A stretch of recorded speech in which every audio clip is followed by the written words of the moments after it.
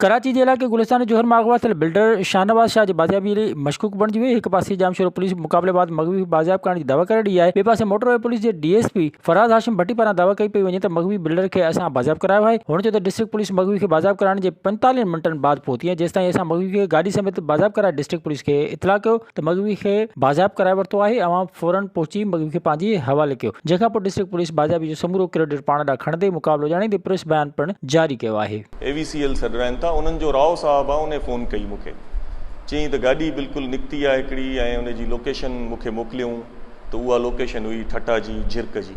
Location update जीअं थींदी रही त गाॾी ॾिठोसीं त कोटड़ी पुॼी चुकी हुई। कोटड़ी खां पोइ गाॾी इहा हिते आई पेटारो जे तरफ़।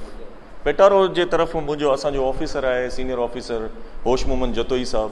मां उन्हनि खे चयो त बाबा हिते बिल्कुलु तव्हां ब्रीफिंग जे हिसाब सां बीहो ऐं एहतियात कंदे पंहिंजे हिननि खे ऑफिसरनि जो ऐं सभिनी जो तहफ़ुज़ कंदे त नॉर्मली उनखे ब्रीफिंग जे हिसाब सां बीहारियो।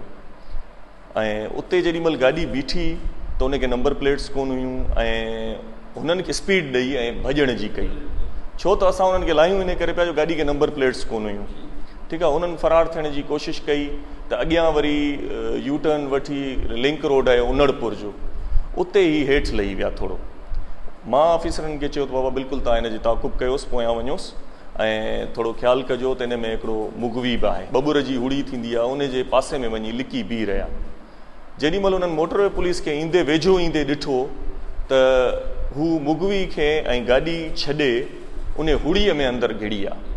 घिड़ी जेॾीमहिल असां पहुतासीं त असां मुगवी सां ॻाल्हायो, उनखे पटी ॿधल हुई ऐं उन पाण लाथी पटी ऐं उन सां असां ॻाल्हायो ऐं उन खां पोइ SHO साहब खे जेको 45-50 मिंटनि खां मूंखे फ़ोनूं करे रहियो हो त लोकेशन कहिड़ी आहे, किथे आहियो तव्हां, त मां उनखे घुरायो लिंक रोड ते ऐं पोइ असां हमरा मुगवी ऐं गाॾी उन्हनि जे हवाले कई। विज़िट कयो अवामी आवाज़ मीडिया ग्रुप जी वेबसाइट awamiawaz.pk।